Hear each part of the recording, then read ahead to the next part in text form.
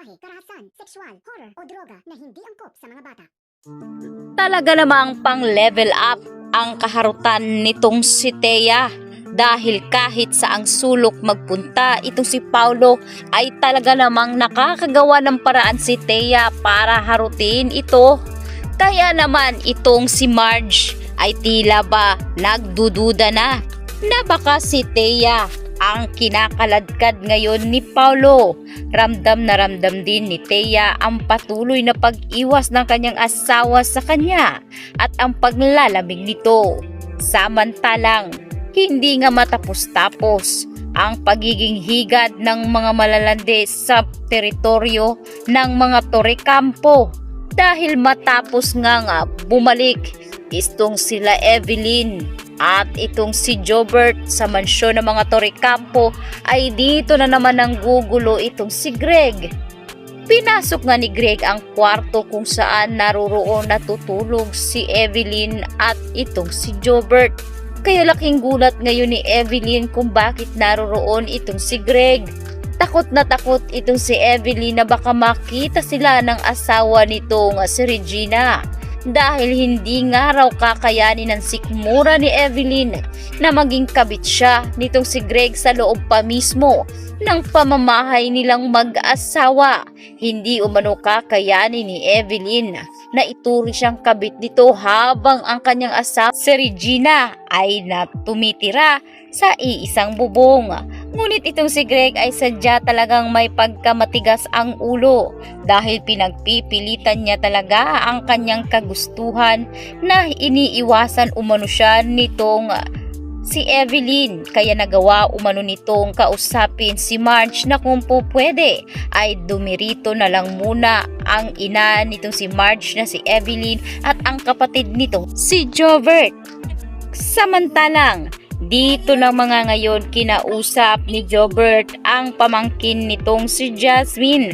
Ayaw kasing uminom ng gamot ni Jasmine kung kaya't siya mismo ang tumulong para mapainom nga ang kanyang pamangkin. Kaya naman dito agad ngang kinausap ni Jobert si baby Jasmine na gawin umano ang paraan sa pamamagitan nga ng pagtakip ng ilong. Agad naman itong sinundan ni Jasmine kung kaya't mas mapabilis ang pag-inom ng gamot ng kanyang pamangkin. At nang bumaba na nga itong si Jobert ay dito naman lumapit ang anak nitong si Thea. Sinubukan nga niyang kausapin si Jobert at ipakilala ang kanyang sarili bilang kaibigan at pinsan nitong si baby Jasmine. Nagkausap ang dalawa, subalit maya-maya lang ay nakita nga ni Thea. Nakausap nga ng kanyang anak itong si Jobert kung kaya't agad niyang nilapitan ito. Sinigaw-sigawan nga ni Thea ang kapatid ni Marge na si Jobert na siya naman ngayong kitang-kita nitong si Marge. Agad niyang kinumpronta si Thea na masyado naman daw umanong matapang si Thea para sigaw-sigawan ang kanyang kapatid. Wala umanong karapatan si Thea na sigawan itong si Jobert lalo't wala nga raw ito sa maayos na pag-iisip. Sa susunod umano na gagawin ito ni Thea ay hindi siya magdadalawang isip na ipahiya itong si Thea. Kaya biglang ang natahimik itong si Thea at iniwanan na lamang sila ni Marge at Jobert. At sa mga pangyayaring iyon ay kitang-kita nga ni Manang ang lahat at nasaksihan niya kung paano nga ang pag-uugaling asal nitong si Thea, hindi lang kay Marge kundi sa kapatid nitong si Jobert. Samantalang kinabukasan ay magkakaroon nga ng meeting ang kumpanya ng mga Torrecampo na kung saan dito nga hiniling ni Marge na kasama siya sa naturang meeting. Hindi naman tumanggi itong si Paulo. Hindi dahil asawa niya si Marge, hindi siya tumanggi dahil ayaw niyang makahalata si Marge na umiiwas na nga si Paulo dito dahil na rin sa nawiwili nga itong si Paulo ngayon kay Thea. Kaya sa pagkakataong ito ay nagkasalubong ang landas ni Thea at Marge sa loob mismo ng kumpanya ng mga Torrecampo. Nakuha pa nga nitong si Thea na insultuhin si Marge. Ngunit ang paliwanag ni Marge na hindi umano sukatan ng ganda kung wala ka rin namang maayos na asal.